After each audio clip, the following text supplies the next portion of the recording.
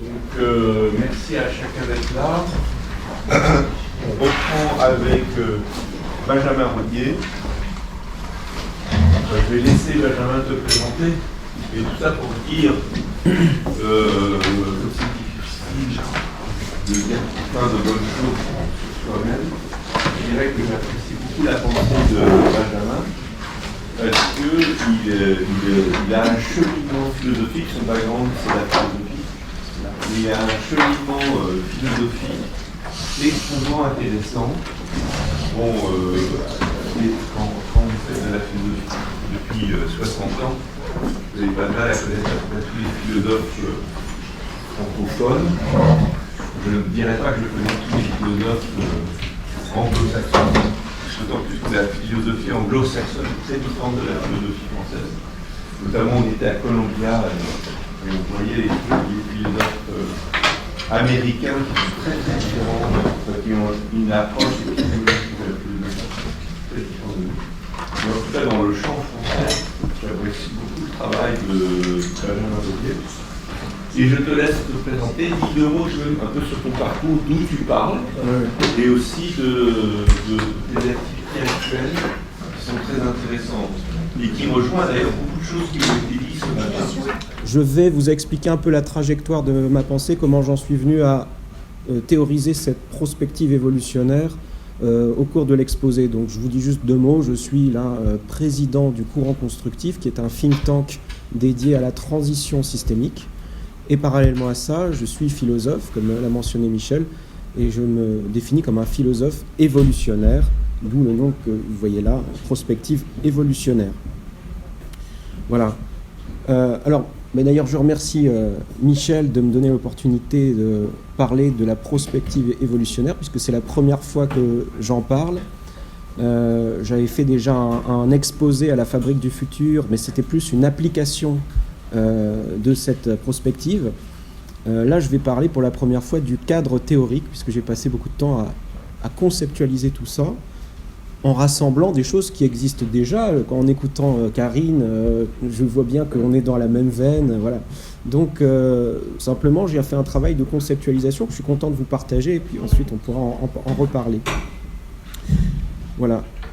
Alors, on parle beaucoup du futur en prospective, c'est normal. Par contre, on parle un peu moins d'évolution. Et pourtant, le futur, c'est le futur de l'évolution. Le futur, ça n'est pas simplement une accumulation quantitative de durée, c'est une transformation qualitative du réel vers des possibilités nouvelles, et ça, on l'appelle l'évolution. Nous sommes situés dans l'évolution. Le temps dans lequel nous vivons, c'est le temps de l'évolution, et l'espace dans lequel nous résidons, c'est aussi le produit de cette évolution. Quand on parle d'ailleurs de la nature, eh bien un autre nom de la nature, c'est l'évolution.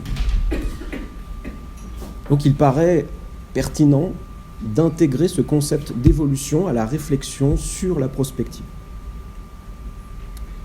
Alors, cette prospective évolutionnaire, je vais vous en donner une définition très simple pour commencer. La prospective évolutionnaire consiste à penser le futur dans la perspective de l'évolution. Une fois que j'ai dit ça, j'ai tout dit. Et en même temps, il va me falloir 1 heure pour vous expliquer ce que ça veut dire, que cette perspective de l'évolution. Qu'est-ce que c'est ? En tout cas, vous voyez, on part de ce principe que le futur est déterminé par la logique de l'évolution. Et cette perspective, elle est d'autant plus importante aujourd'hui que nous sommes précisément en train de basculer en termes d'évolution, de changer de paradigme, comme on l'a dit plusieurs fois aujourd'hui. Donc, c'est ce processus d'évolution dans lequel nous sommes, et qui est quelque chose d'aussi important que le passage de la chasse-cueillette à l'agriculture-élevage, c'est quelque chose qui va surdéterminer les 50 prochaines années. Nous sommes dans ce que j'appelle une crise évolutive. Une crise entre 2 moments de notre évolution culturelle humaine. Donc nous ne sommes pas dans une crise sectorielle, même s'il y a plein de crises sectorielles actuellement, Nous ne sommes pas dans une crise écologique, nous ne sommes pas dans une crise énergétique, économique, financière, sociale, spirituelle. Nous sommes dans une crise évolutive. Nous sommes en train de mourir à la modernité pour naître à autre chose. Un paradigme historique touche à sa fin, tandis qu'un autre émerge. Alors, quelques principes fondamentaux de cette prospective évolutionnaire. D'abord, cette idée, au fond, très simple. Le futur, c'est le futur de l'évolution. Deuxièmement, c'est en comprenant la logique de cette évolution que l'on pourra appréhender le futur. Autrement dit, c'est en comprenant les lois de l'évolution, sa cohérence, sa dynamique, son histoire, ses mécanismes, ses lignes directrices, que nous pourrons mieux anticiper les évolutions des 50 prochaines années. Je dis 50 prochaines années parce qu'au-delà, comme on est sur une exponentielle, ça devient difficile de l'imaginer. Donc en comprenant le passé de l'évolution, nous comprendrons son futur. C'est ça un petit peu le principe général. Simplement, qu'est-ce que l'évolution ? Quelle est cette logique de l'évolution ? Quelles sont les lois, les mécanismes derrière cette évolution ? Cette évolution a-t-elle un sens ? Finalement, pourquoi y a-t-il quelque chose comme l'évolution plutôt que rien ? Ce sont des questions finalement métaphysiques. Et la réponse à ces questions dépend de notre axiomatique. Il y a essentiellement deux axiomatiques possibles sur ces questions. L'axiomatique moderne, celle qui nous dit que cette évolution est le fruit du hasard, que c'est une simple accumulation de complexité dépourvue de sens et régie par des mécanismes de type matérialiste et qu'on peut expliquer par une approche réductionniste.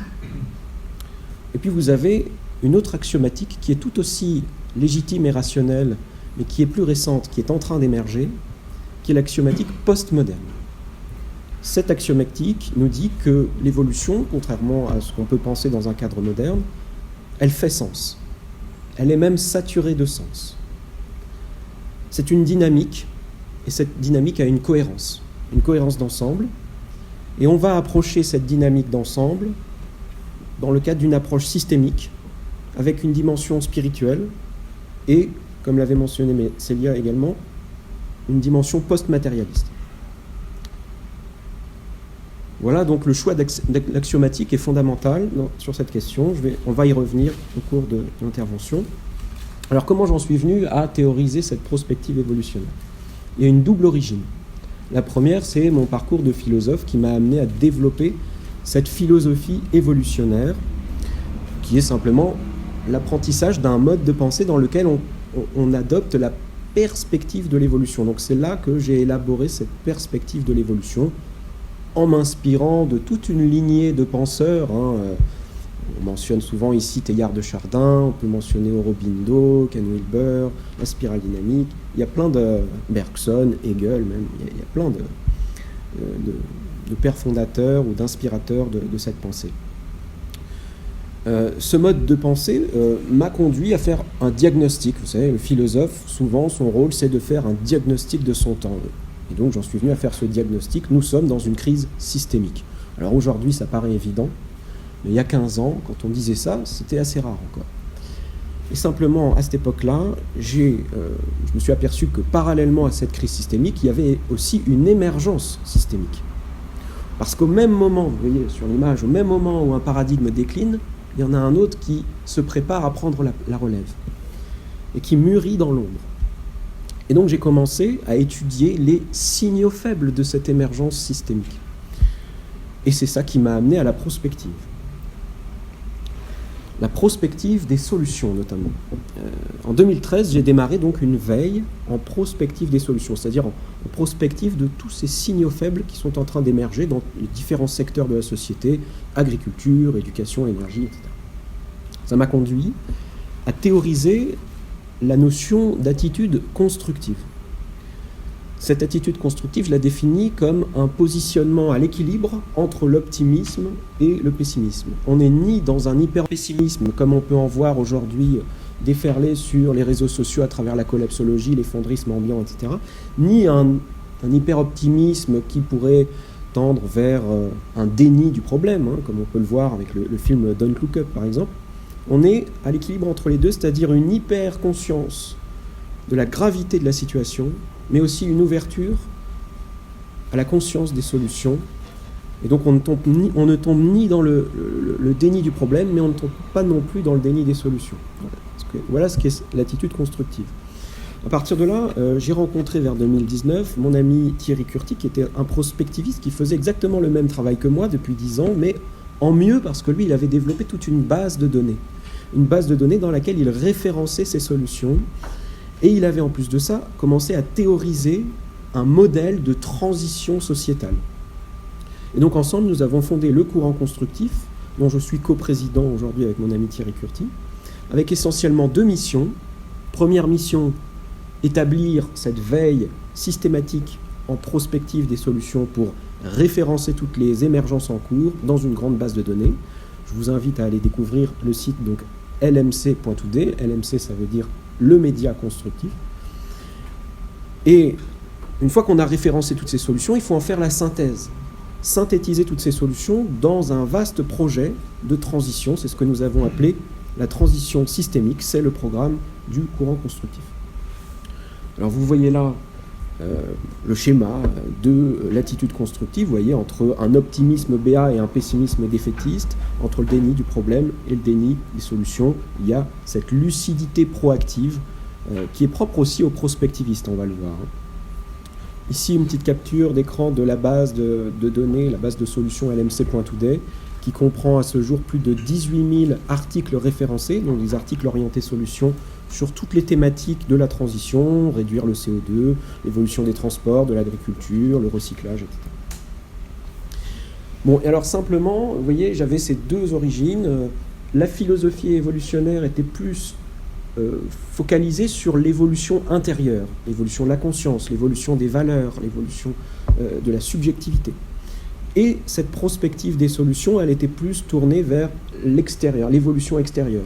L'évolution des technologies, les découvertes scientifiques, les mutations économiques. Et simplement, pendant un confinement, vous savez, des fois pendant les confinements, il se passe des belles choses aussi, eh bien j'ai associé ces deux dimensions, et ça a donné lieu à la naissance de cette prospective évolutionnaire qui rassemble l'évolution intérieure et l'évolution extérieure de la société. Voilà, maintenant je vais vous parler un petit peu donc de cette prospective et je la définirai de 4 manières. C'est une prospective systémique, engagée, intégrale et post-matérialiste. Voilà. Donc je vais aborder ces 4 points maintenant. D'abord, une prospective systémique. On est ici au cœur de la pensée systémique avec Michel.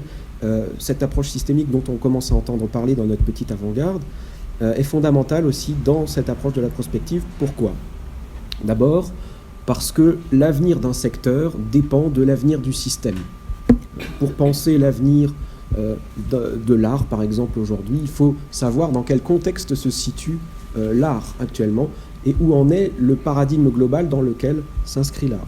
Il y a aussi, par exemple, actuellement une éco-restructuration de tous les secteurs. Donc si vous voulez savoir l'avenir d'un secteur en particulier, il ne faut pas seulement s'intéresser à ce secteur, mais aussi à la dynamique générale de cette évolution écologique qui affecte de manière transversale tous les secteurs en même temps. Deuxième raison pour laquelle il faut adopter cette approche systémique, eh bien parce que tout simplement l'avenir d'un secteur est travaillé par son interaction avec les autres secteurs. Typiquement, le futur de l'agriculture ou bien le futur de l'éducation sont travaillés par l'évolution du numérique. Et donc vous voyez comment un secteur, le numérique, va affecter différents secteurs. Donc ça aussi, il faut le prendre en compte et jamais se concentrer sur le secteur qu'on étudie quand on veut l'étudier, justement. Troisième raison, il s'agit de penser les conséquences systémiques de ces signaux faibles. Qu'est-ce que ça veut dire ? Eh bien, souvent, en prospective, nous étudions des signaux faibles. Et souvent, nous nous contentons d'identifier les signaux faibles et puis d'en tirer quelques conséquences, peut-être civilisationnelles.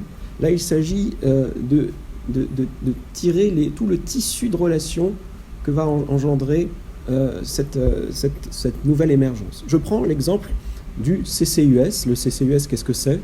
C'est un nouveau secteur industriel qui est apparu il y a une quinzaine d'années qui consiste dans la capture et valorisation du CO2 atmosphérique.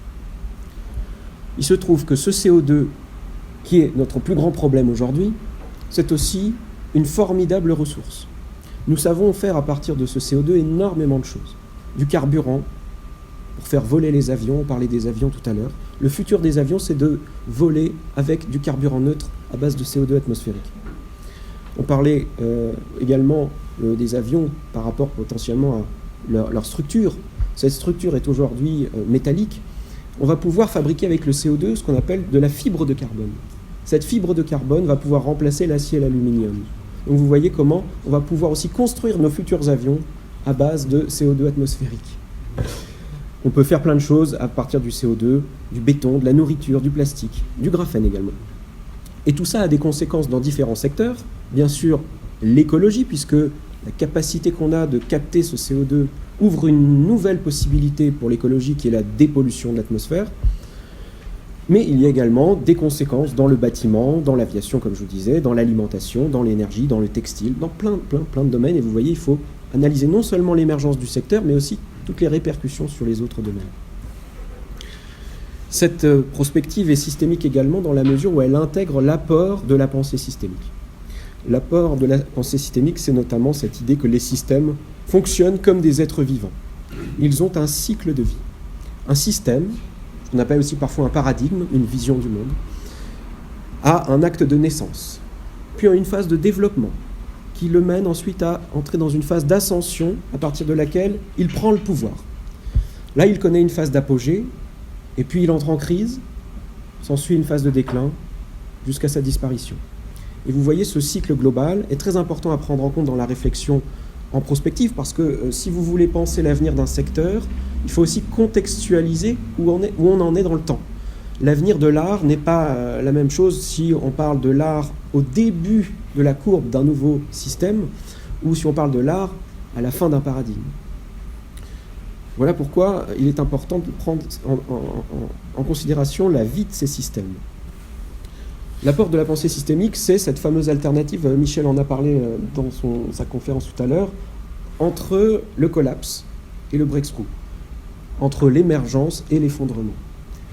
Lorsqu'un système, nous dit la systémique, lorsqu'un système entre en phase d'instabilité terminale, il y a deux possibilités, il peut évoluer ou s'effondrer. Émergence ou effondrement, c'est l'alternative dans laquelle se situe notre époque.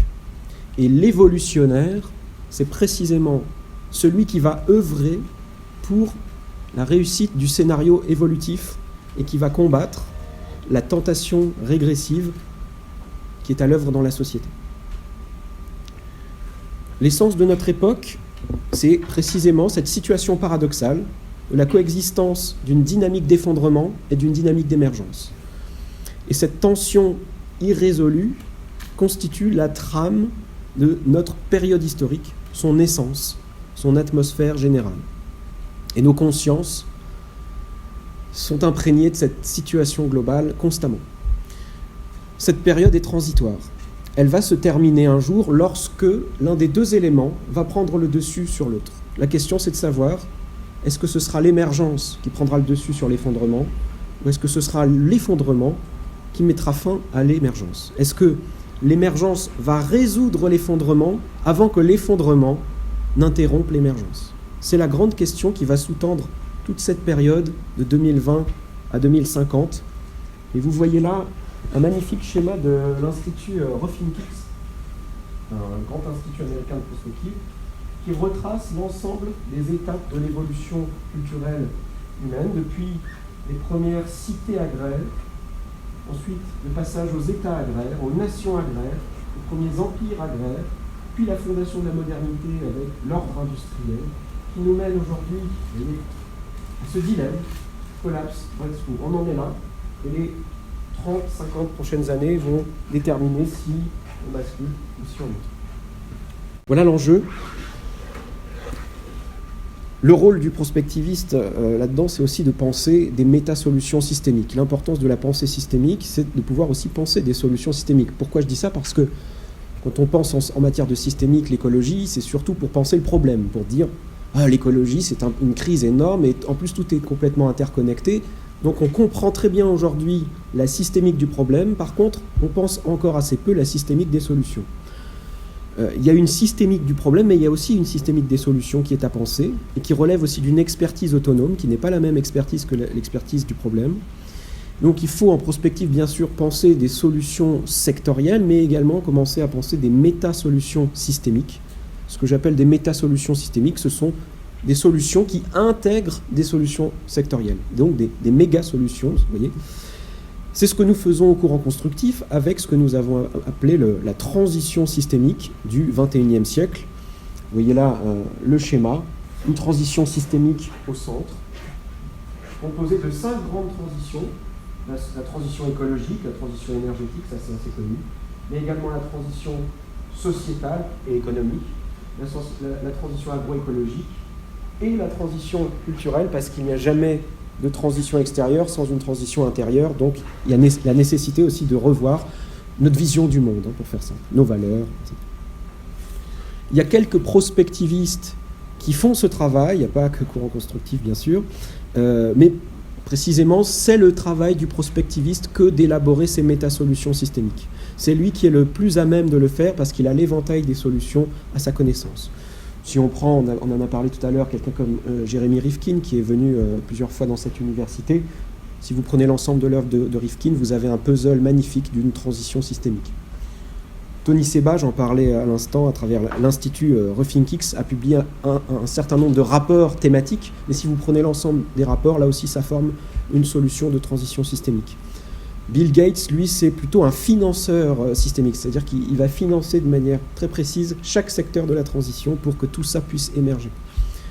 Bon, je ne vais pas approfondir, mais on a également, bien sûr, Günther Pauly, l'économie bleue, Hélène MacArthur sur l'économie circulaire.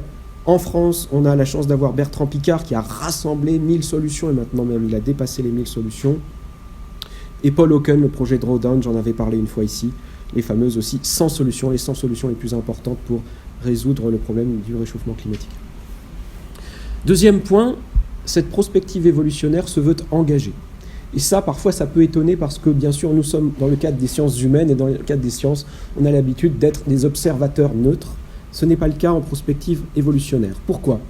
Parce qu'évidemment, l'enjeu est de taille aujourd'hui, on le sait, c'est la survie de l'humanité et la survie même de plus que l'humanité, beaucoup d'espèces. Donc il y a certains scénarios qui sont plus désirables que d'autres. Il ne faut pas simplement se contenter de montrer l'éventail des scénarios, on sait très bien qu'il y en a certains qu'il faut privilégier. Le prospectiviste a une responsabilité qui découle de son savoir. Il connaît les signaux faibles avant les autres et il maîtrise leurs implications. Il a donc le devoir de valoriser les possibles dont il a connaissance. Troisièmement, le prospectiviste doit jouer un rôle dans la conscientisation du problème et l'élaboration de la solution. Je vous en parlais à l'instant avec les fameuses méta-solutions.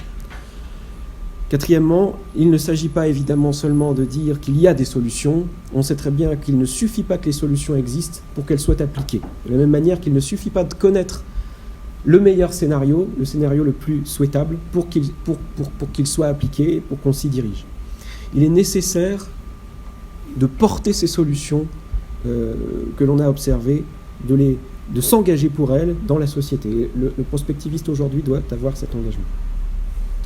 Un engagement aussi, alors ça c'est un peu plus subtil à comprendre, mais nous on le voit sur le terrain quotidiennement, c'est très concret, je vous rassure, un engagement face au prévisionnisme et aux prévisionnistes. Aujourd'hui on a une véritable déferlante de la collapsologie, de la décroissance, et tout ça se base sur une même manière de penser qui est le prévisionnisme. Le prévisionnisme, c'est quoi ?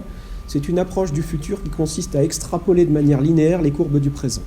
Vous prenez une courbe, on a de moins en moins de pétrole, où est-ce qu'on en sera dans 50 ans ? On prolonge la courbe, comme si le futur consistait dans la prolongation, la projection linéaire d'une courbe. Nous autres prospectivistes, nous savons que le futur n'est pas fait de linéarité comme ça, mais il est fait de rupture. Il y a des signaux faibles disruptifs. Nous sommes conscients qu'il y a des changements de paradigme, qu'il y a une exponentielle de la connaissance qui peut bouleverser toute la donne. Une seule invention peut parfois bouleverser toute une courbe. Cette créativité humaine qui est exponentielle perturbe les projections linéaires. il y a également une conscience de l'historicité de toutes les formes d'organisation et de matériaux. Et donc le prospectiviste a finalement cette conscience de ce qu'on pourrait appeler la négantropie humaine, qui vient complètement perturber la logique anthropique linéaire qu'on peut trouver à l'œuvre dans tout un tas de réflexions actuelles du côté de l'écologie décroissante et collapsologique. Donc ce prévisionnisme actuel, il faut bien avoir conscience que c'est le mode de pensée, le logiciel sur lequel fonctionnent tous ces courants de pensée qui conduisent à du populisme vert. Il conduit à du fatalisme, à de l'abandonnisme, à de l'effondrisme, à la décroissance, peu importe les solutions qui sont en présence, il ne les voit plus. La prospective, au contraire, conduit à un engagement constructif. Les constructifs, d'ailleurs, sont souvent des prospectivistes. Si vous prenez Rifkin, Joël de Ronet, Jean Stone, ce sont, à nos yeux, des constructifs. Le prospectiviste, donc, est le seul capable de s'opposer aux courbes savantes des prévisionnistes. Je pense, par exemple, aux courbes savantes de notre cher Jean Covici national, qui est en réalité complètement contesté au niveau scientifique et complètement isolé à l'échelle internationale. Mais en France, il domine parce qu'il a ce mode de pensée qui est très, très puissant pour ceux qui ne connaissent pas la prospective, justement, et qui s'impose par sa logique apparente. Je prends la question justement de l'énergie. Que va nous dire un prévisionniste sur cette question ? En général, il va nous dire toujours la même chose. Si on continue de consommer le pétrole de cette manière, il n'y en aura bientôt plus. Nous devons donc anticiper la fin du pétrole et entamer une décroissance énergétique. Il n'y a pas d'autre solution. L'avenir est à moins d'énergie. Or, on sait très bien, et on l'a dit tout à l'heure, que le niveau d'évolution d'une société, d'une civilisation, est proportionnel à son niveau de complexité. Et ce niveau de complexité, il est proportionnel à son niveau de consommation d'énergie. Donc consommer moins d'énergie, ça veut dire fatalement arriver à une décomplexification du monde et par suite à une régression sur le plan civilisationnel. Donc vous voyez comment cette approche, cette logique prévisionniste conduit à une idéologie régressive. Le prospectiviste, lui, va vous dire tout autre chose. Il va vous dire, le pétrole est une énergie historique. Il y en a eu d'autres avant, il y en aura d'autres après. Aujourd'hui, de nouvelles formes d'énergie émergent en lien avec ce nouveau paradigme symbiotique. Et ces nouvelles formes d'énergie connaissent une amélioration exponentielle de leur coût et de leur efficacité dans le temps. Nous devons donc renforcer notre effort de transition énergétique. L'avenir, ce n'est pas moins d'énergie, c'est plus d'énergie, mais simplement une autre énergie, une énergie symbiotique décarbonée. Donc vous voyez comment on est dans une toute autre logique et l'approche prospective nous conduit à un engagement constructif pour les solutions. Je ne vais pas rentrer dans les détails, mais on a abordé cette question de l'énergie tout à l'heure et je n'étais pas du tout d'accord. Nous autres, au courant constructif, nous voyons passer énormément d'informations qui nous montrent que l'humanité a tout à fait les moyens aujourd'hui d'assumer son avenir énergétique. Ne serait-ce que les énergies renouvelables solaires et éoliennes, ça couvre plus de 100 fois la demande énergétique mondiale en termes de potentiel. Si vous ajoutez à ça les énergies marines, pour vous donner un exemple, le potentiel des énergies marines, c'est 2 millions de térawattheures. En 2018, on a consommé 123 000 térawattheures. Vous voyez la différence ? Donc on a un potentiel énorme, on pourrait ajouter à ça l'hydrogène vert. Il y a énormément de possibilités qui s'ouvrent. Et on peut même fabriquer aujourd'hui du carburant, de l'énergie à partir du CO2. Donc vous voyez, tout ce qu'on fabriquait avec du pétrole, on va pouvoir le faire avec du CO2. Donc vous voyez, d'un point de vue constructif, il n'y a pas vraiment de problème d'énergie. Par contre, il y a un véritable problème politique, qui est la volonté de mettre en œuvre ces solutions à l'échelle requise par l'urgence du problème. Et d'ailleurs, le président d'Energy Watch Group le disait, le problème, il n'est pas du tout technologique. Nous avons les solutions. Par contre, il est politique. Je vous montre un exemple de cet abandonnisme antisolutionniste auquel conduit souvent la pensée prévisionniste, avec quelques citations de nos amis collapsologues, notamment Pablo Servigne, qui est l'inventeur de la collapsologie, qui nous dit par exemple « Les gens cherchent dans notre livre une manière d'éviter l'effondrement, mais il est trop tard. Il faut faire le deuil de notre civilisation. C'est déjà foutu, je le répète, c'est déjà foutu. Il n'y a pas de solution permettant de continuer à faire perdurer notre système. En fait, il n'y a même pas de solution à chercher, à notre situation inextricable. Il y a juste des chemins à emprunter pour s'adapter à la nouvelle réalité. Vincent Mignereau, qui est un autre grand collapsologue célèbre, qui nous dit par exemple « Toute tentative de protection active de l'environnement est vaine ». Alors si aucune solution n'est possible contre notre autodestruction, que devons-nous faire? Que pouvons-nous faire? Rien. Voilà à quoi conduit la pensée prévisionniste, vous voyez. Et cette pensée-là est en train d'endoctriner un certain nombre de jeunes aujourd'hui et de les rendre dépressifs avant l'âge. Par rapport à toute cette mouvance, nous opposons donc un engagement pour les solutions du côté de la prospective évolutionnaire. Il ne s'agit pas que les solutions existent pour être appliquées, bien sûr. La technique n'est pas quelque chose d'autonome, elle a besoin d'être soutenue socialement parce qu'elle est socialement construite. Les solutions donc doivent être portées. C'est un engagement pour quelque chose, pas seulement un engagement oppositionnel de type contre ceci, contre cela, comme on voit beaucoup. Engagé enfin face aux forces de régression. Il faut savoir, je ne m'en étais pas aperçu, mais ça a été évident tout d'un coup, que les prospectivistes sont une cible très souvent des complotistes. Si vous regardez les boucs émissaires désignés par la complosphère, ce sont souvent des prospectivistes. Par exemple, Klaus Schwab, Bill Gates, Jacques Attali en France, Harari depuis un certain temps également. Vous voyez là à droite une représentation de Klaus Schwab par la complosphère, avec un petit texte qui nous dit qu'il est le fils adoptif d'Hitler. Voilà. Donc vous voyez là, ce sont souvent des prospectivistes. Ce n'est pas pour rien. Pourquoi c'est comme ça? Très précisément parce que lorsqu'un complotiste lit un texte de prospective, il a l'impression que c'est un complot. Lorsque Jacques Attali annonce, en tant que prospectiviste, dans l'avenir, il y aura des puces, le complotiste a l'impression que Jacques Attali est en train de manigancer en coulisses pour nous imposer à tous des puces. Vous voyez ? Et donc cette logique conduit souvent le complotiste à désigner comme bouc émissaire des prospectivistes.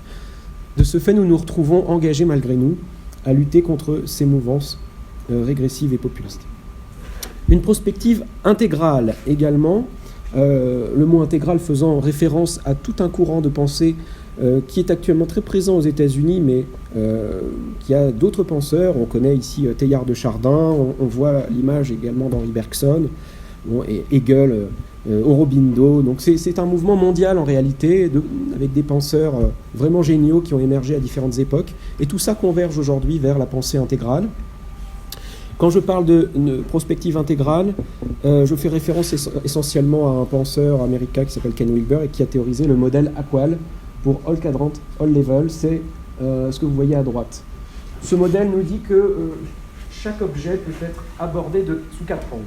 L'angle individuel intérieur, l'angle individuel extérieur, l'angle collectif intérieur et l'angle collectif extérieur. L'angle individuel intérieur, c'est mon intériorité, ma subjectivité. L'angle individuel extérieur, c'est l'objectivité, un objet pur. L'angle collectif intérieur, c'est la culture, nous partageons l'intersubjectivité, et l'angle collectif extérieur, c'est les systèmes, les modes de gouvernance, etc. C'est ce qu'on appelle l'interobjectivité. Ce sont là finalement les 4 dimensions de l'évolution.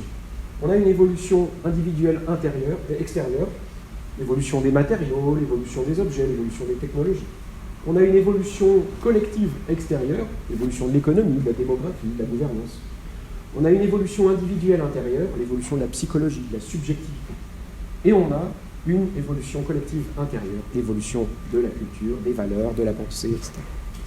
Voilà les 4 dimensions que nous allons prendre en compte dans la prospective évolutionnaire. Alors par rapport à la prospective classique, disons qu'on ajoute cette dimension un peu plus intérieure. Vous voyez ? La prospective est souvent focalisée sur le cadran extérieur, avec les statistiques, la démographie, les données quantitatives, les nouvelles technologies, l'étude des entreprises. Or, le futur est tout autant déterminé par l'évolution du cadran intérieur.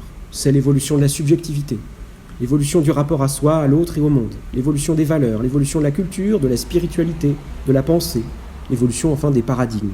Et tout ça est autant déterminant que l'évolution extérieure, si ce n'est même plus. Alors, quelques outils pour penser précisément cette évolution intérieure. Je ne vais pas faire un cours sur chaque outil, bien sûr, mais je vais simplement les mentionner rapidement. J'imagine que certains d'entre vous les connaissent. On a la spirale dynamique qui est fondamentale dans cette approche de la prospective évolutionnaire. On en a un petit peu parlé ce matin. On a la pyramide des besoins de Maslow, qui permet aussi d'éclairer l'évolution des valeurs. On a la théorie de la diffusion de l'innovation, la psychosociologie des valeurs, avec des auteurs comme Engelhardt, qui mentionne l'apparition d'un paradigme post-matérialiste, Ray Anderson, qui mentionne l'apparition des créatifs culturels, ou Lipovetsky sur la postmodernité, et Maslow sur l'apparition du besoin de réalisation de soi dans la société. On a la psychologie évolutionniste, la mémétique, le concept d'holarchie et des grilles de l'évolution. On va en voir quelques-unes avec Mumford, Aurobindo, Wilber ou bien même la grille de Michel Salov-Kost qui est ici présent. Voilà, donc vous voyez la spirale dynamique de Graves qui nous permet de voir l'évolution des valeurs dans le temps, aussi bien à l'échelle individuelle qu'à l'échelle collective. Vous avez aujourd'hui des pays qui sont centrés sur la couleur orange, les valeurs modernistes, et qui sont en train de basculer vers du vert, mais timidement encore, et qui sont travaillés de l'intérieur par le retour en puissance des valeurs bleues, c'est-à-dire traditionnelles, réactionnaires. On le voit ça particulièrement en France. La pyramide des besoins de Maslow, donc, qui nous montre qu'aujourd'hui, nous accédons plus particulièrement à ce niveau-là, les besoins de réalisation de soi, de sens, de développement personnel, etc. La grille de l'évolution de Michel, alors c'est une version qu'il faudrait mettre à jour parce que celle que tu as montrée tout à l'heure était un peu plus à jour, mais ça permet, si vous voulez, de contextualiser l'époque que nous sommes en train de vivre là depuis une cinquantaine d'années par rapport au temps long de l'évolution, et c'est très important pour clarifier les enjeux. Donc Michel avait diagnostiqué dans les années 70, je crois, l'apparition de cette nouvelle ère de la création-communication. Une autre grille de l'évolution, celle de Ken Wilber, vous retrouvez ici la structure du modèle Aqual, avec l'évolution extérieure collective, l'évolution des systèmes sociaux, l'évolution extérieure individuelle, l'évolution des organismes et du cerveau, l'évolution intérieure collective, l'évolution de la culture et des visions du monde, et l'évolution intérieure individuelle, l'évolution de la conscience, de la subjectivité. Et chacune de ces évolutions a toute une trajectoire déjà, avec un certain nombre d'étapes qui ont été passées dans l'évolution, qui permettent de contextualiser la nouvelle étape que nous sommes en train de passer.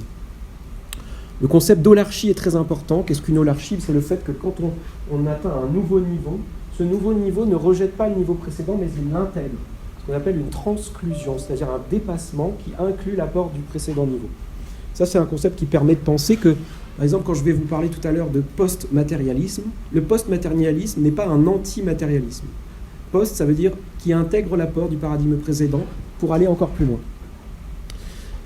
La courbe de diffusion de l'innovation, ça c'est un modèle de Everett Rogers qui nous permet de penser, d'anticiper, si vous voulez, le devenir d'une innovation dans le temps.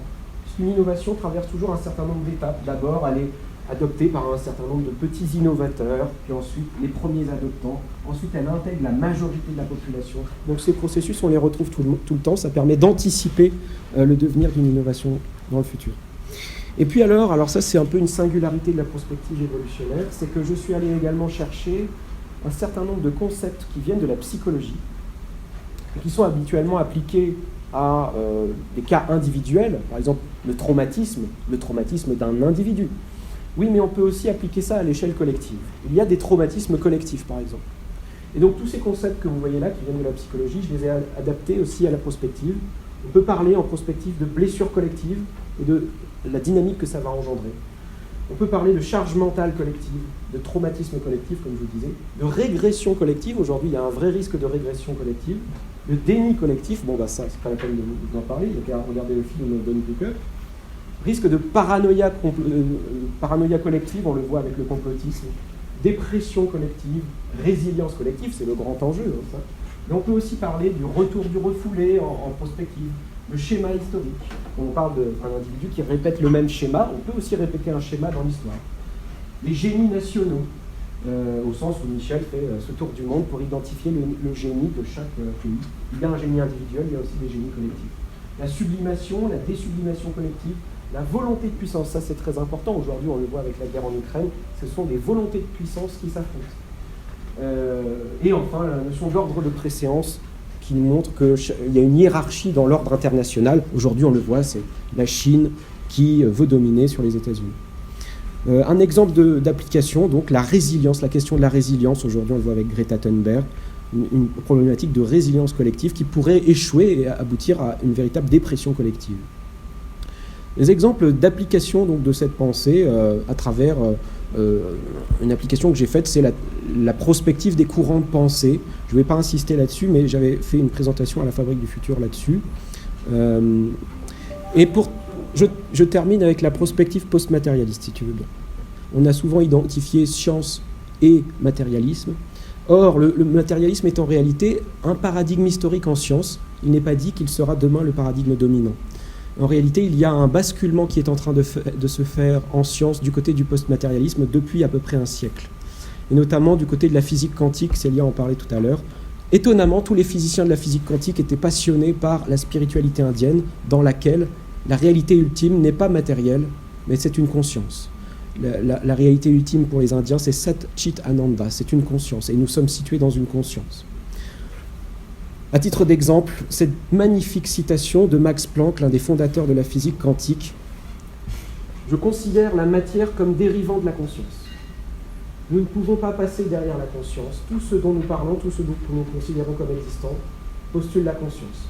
Pour moi qui ai consacré toute ma vie à la science la plus rigoureuse, l'étude de la matière, voilà tout ce que je puis vous dire des résultats de mes recherches. Il n'existe pas à proprement parler de matière. » Vous voyez le basculement qui s'est opéré en science à partir de la physique quantique. Donc la matière est de moins en moins matérielle. Au regard de la science, la matière n'est plus aujourd'hui composée d'atomes indivisibles, mais bien d'énergie, d'ondes, d'informations, de cordes et de conscience. Et donc en prospective, ça va tout changer aussi. Vous allez voir pourquoi. Pourquoi ? Parce qu'en prospective, nous avons souvent une approche en termes de déterminisme matérialiste. Nous partons de l'évolution technologique et nous en déduisons des évolutions sociétales. Vous voyez, on part du matériel pour aboutir à du social. C'est matérialiste de faire ça. Or, le déterminisme fonctionne aussi dans l'autre sens. On sait depuis un certain nombre de temps, avec notamment l'apport de Max Weber, que l'éthique du protestantisme a joué un rôle fondamental dans l'apparition du capitalisme. Donc quelque chose comme une évolution spirituelle va aboutir à des conséquences en termes d'évolution matérielle. Vous voyez ? Donc le déterminisme, il fonctionne dans les deux sens. Il ne s'agit pas bien sûr de remplacer le déterminisme matérialiste par un déterminisme spiritualiste, mais plutôt d'adopter un déterminisme complexe qui montre l'interaction de tous les domaines. Je prends un seul exemple, la question des ressources. On considère souvent qu'une ressource, c'est quelque chose d'absolument matériel. En réalité, ce qui fait une ressource, ce n'est pas la matière, c'est la connaissance qui permet de valoriser cette matière. L'exemple du CO2, par exemple, il y a encore quelques décennies, le CO2 n'était pas du tout une ressource. Simplement, la connaissance a évolué. On sait aujourd'hui capturer et valoriser le CO2, donc il devient une ressource. Et donc, là où le prévisionnisme va partir des ressources, parce qu'il considère que les ressources, c'est de la matière, et il va considérer que cette matière va s'épuiser, le prospectiviste évolutionnaire, lui, considère que c'est la connaissance qui fait la ressource. Or, la connaissance, elle, est exponentielle. Et par conséquent, il ne va pas y avoir de moins en moins de ressources, mais de plus en plus de ressources. Voilà, je passe du coup un certain nombre de points. Pour en arriver à l'évolution, je voudrais terminer là-dessus. Est-ce que l'évolution doit être considérée sous un angle matérialiste ou post-matérialiste ? C'est la grande question. On a souvent eu une approche complètement matérialiste de l'évolution, dans laquelle l'évolution n'a pas de sens. L'évolution est un processus hasardeux, contingent, darwinien, etc. Et pourtant, il y a une unité de l'évolution. L'évolution, ce n'est pas seulement l'évolution de la nature. C'est l'évolution déjà du cosmos, l'évolution de la Terre, l'évolution du vivant et l'évolution aussi culturelle de l'être humain. Et donc ces 4 types d'évolution forment une grande évolution qui a plus de 14 milliards d'années d'évolution. Et cette évolution a une unité déjà holarchique, c'est-à-dire que le niveau d'évolution cosmique permet le niveau d'évolution géologique, qui permet le niveau d'évolution biologique, qui permet le niveau d'évolution culturelle. Et puis une unité également dynamique, puisque, par exemple, l'évolution naturelle va produire l'évolution culturelle, et l'évolution culturelle est la continuation de cette évolution naturelle par d'autres moyens. Donc il y a une unité, vous voyez, dans cette évolution, et pas une dualité culture-nature, par exemple. Je passe rapidement. Alors voilà, tout ça pour aboutir à la conclusion que cette évolution, elle a un sens. C'est la grande approche de la prospective évolutionnaire en matière d'évolution. On considère que cette évolution fait sens et qu'il y a, si vous voulez, une ascension holarchique de l'évolution dans le temps. Et ça, c'est une nouvelle donne qui renvoie également à un certain nombre de réflexions qui ont lieu en sciences de l'évolution, justement. Vous savez, Kuhn nous explique que lorsqu'on change de paradigme, le changement de paradigme se manifeste d'abord par la manifestation d'anomalies dans le paradigme précédent. Il y a un certain nombre d'anomalies qui émergent, qui ne peuvent pas être résolues dans le paradigme, et on change de paradigme pour cette raison. Il y a une grande anomalie aujourd'hui qui a émergé, c'est ce qu'on appelle le réglage fin de l'univers. L'univers est régi par un certain nombre de constantes, une vingtaine de constantes, la constante de Planck, la vitesse de la lumière, la masse de l'électron. Ce que nous dit cette théorie du réglage fin de l'univers, c'est qu'il suffirait qu'une seule de ces constantes soit modifiée quelques chiffres après la virgule, juste d'un seul chiffre, et il n'y aurait pas de vie aujourd'hui sur Terre. L'univers conspire à produire la vie. Il y a comme un paramétrage fin et non hasardeux, par conséquent, de l'univers pour le rendre capable de produire la vie. D'ailleurs, il y a cette métaphore donc, de Trinh Xuan Tuan, le célèbre astrophysicien, qui nous dit « Il y a autant de chances pour que l'univers produise la vie par hasard qu'un archer aurait de chances de toucher une cible qui serait située à l'autre bout de l'univers en tirant une flèche au hasard sans savoir où est la cible. » C'est une proportion de 1 chance contre 10 puissance 60. Donc vous voyez, c'est assez énorme. Un astronome et cosmologue qui a une autre métaphore nous dit « Il y a autant de chances pour que la vie ait émergé du hasard que de chances qu'une tornade balayant un entrepôt d'un chiffonnier ferrailleur assemble un Boeing 747 à partir de matériaux qui s'y trouvent. » Vous voyez, il n'y a aucune chance pour que le hasard, sauf à postuler une infinité d'univers, mais ça devient très, très difficile. Alors, quelles conséquences pour la prospective ? Eh bien, simplement cette idée que l'évolution a un sens. Si l'évolution a un sens, alors on peut penser son avenir. En comprenant le sens de cette évolution, on peut comprendre vers où elle s'achemine. En comprenant les lignes directrices de cette évolution, on va pouvoir anticiper les futurs. Un exemple, il y a l'une des trajectoires, l'une des lignes directrices de cette évolution, c'est le développement de l'humanité sur des échelles de plus en plus larges. On a commencé par de petites tribus, puis de petits villages qui sont devenus des États, des nations, puis des États multinationaux, etc. Aujourd'hui, on atteint le niveau de la mondialisation. Et vous voyez, cette progression des échelles peut nous permettre d'anticiper l'avenir. Nous allons voir émerger au XXIe siècle une gouvernance mondiale parce que c'est la prochaine étape dans cet élargissement des échelles. Et on peut considérer qu'au-delà de cette étape, il y aura l'accès de l'humanité à l'échelle stellaire, l'échelle du système solaire, puis l'échelle de la galaxie, puis l'échelle intergalactique, etc. Et donc, une évolution de nos capacités en termes techniques, mais aussi une évolution de notre échelle de conscience, bien sûr, qui va avec. Voilà, donc en conclusion, qu'est-ce que la prospective évolutionnaire ? Eh bien, c'est cette prospective qui adopte la perspective de l'évolution. Cette perspective de l'évolution, considérée d'un point de vue donc systémique, engagé, intégral, et donc post-matérialiste. C'est ça qui définit cette prospective évolutionnaire. Voilà, je vous remercie. Et puis pour terminer, si vous voulez aller un peu plus loin, je vous ai mis quelques conférences que j'ai pu faire ici ou ailleurs, qui complètent un petit peu ce que je viens de dire. Celle sur les conditions culturelles de l'innovation, notamment, qui nous montre que pour qu'il y ait innovation, il faut qu'il y ait une culture de l'innovation. Pour qu'il y ait une culture de l'innovation, il faut qu'un certain nombre de paramètres culturels soient présents.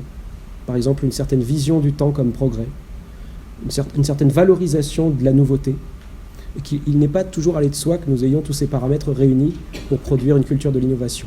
Et donc, la prospective ne doit pas seulement se contenter d'observer l'évolution de l'innovation, elle doit aussi observer l'évolution des conditions culturelles qui permettent cette innovation. Il y a des endroits où ces conditions sont réunies, en termes d'espace, en termes de temporalité. Et il y a d'autres espaces qui déclinent en termes d'innovation parce que les conditions culturelles ne sont pas réunies.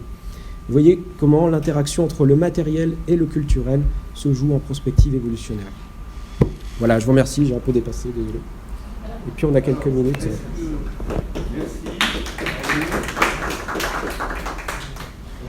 Merci. Vas-y. Alors, c'est intéressant parce que je crois que Benjamin, tu ne connais pas du tout mes travaux, mais mes propres travaux résonnent beaucoup avec ce que tu fais.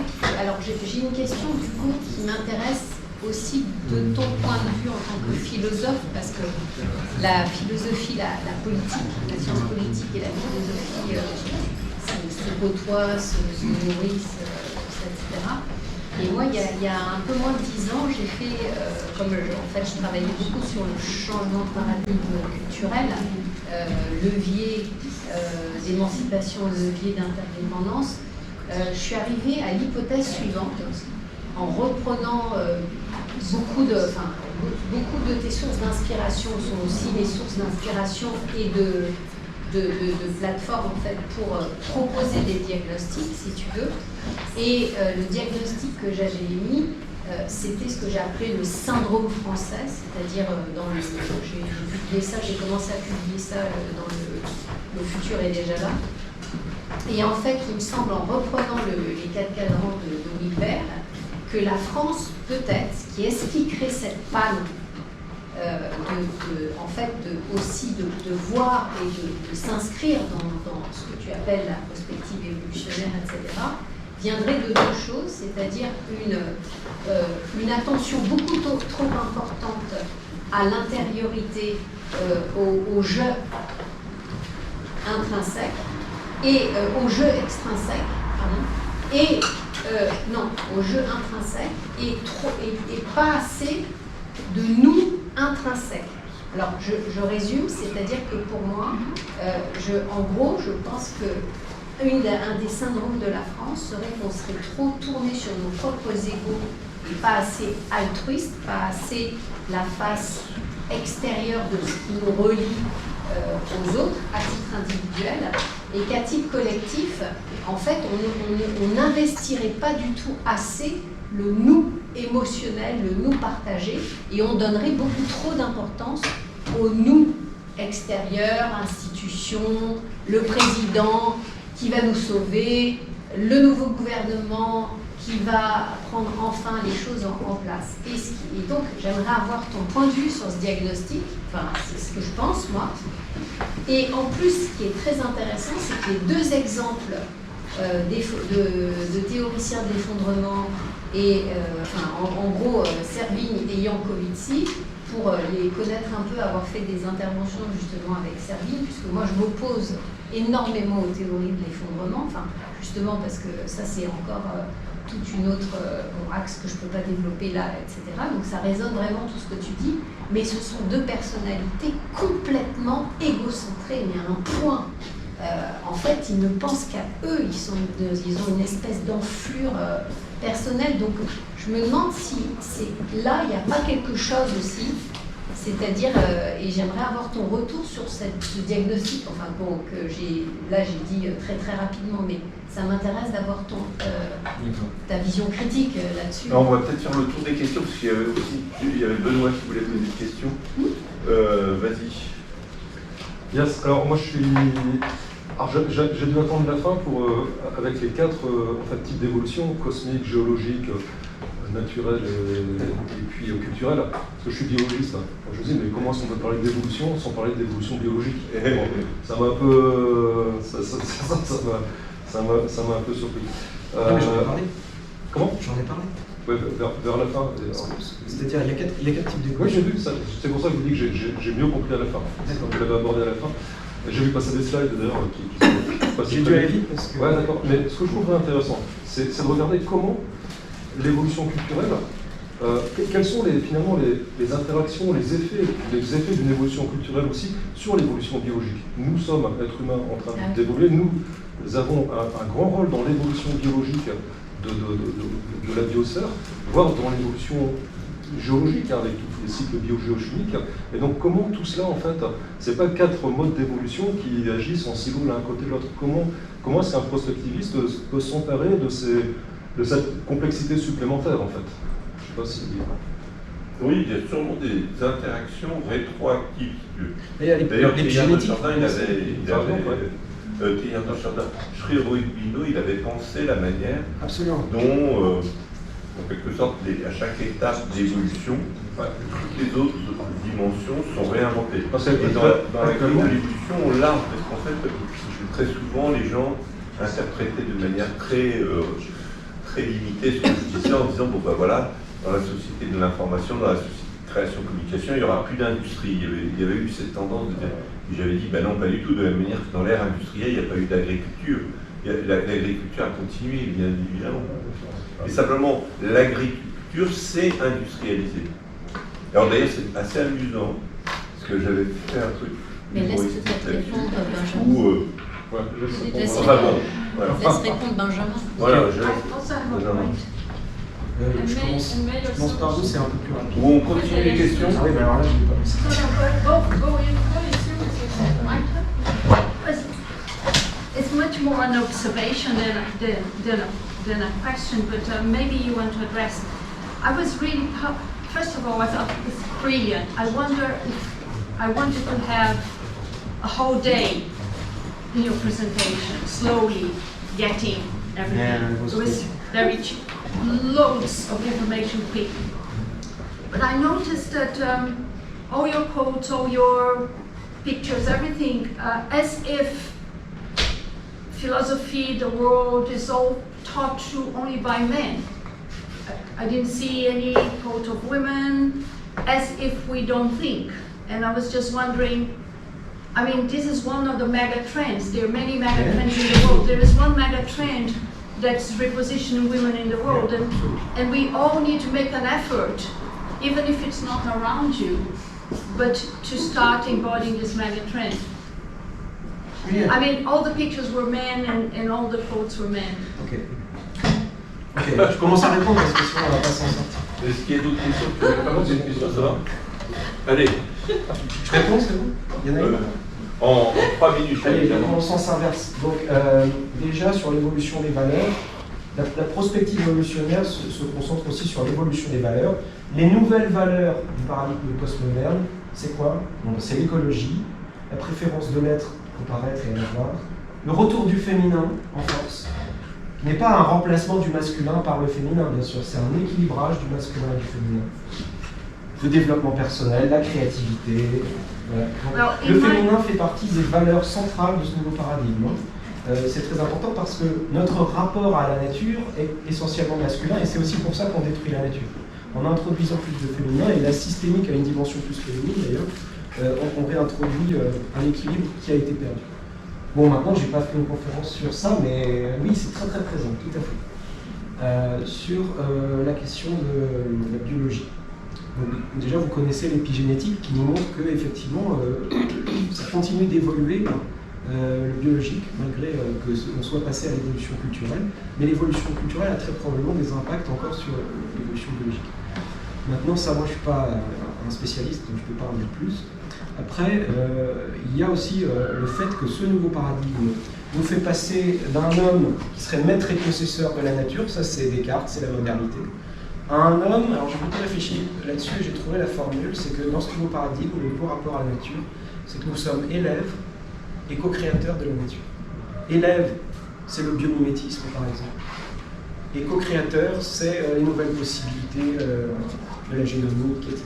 Et CRISPR-Cas9, etc. Il y a toutes ces possibilités qui font que l'homme passe, en termes spinoziens, on pourrait dire, de nature naturée à nature naturante.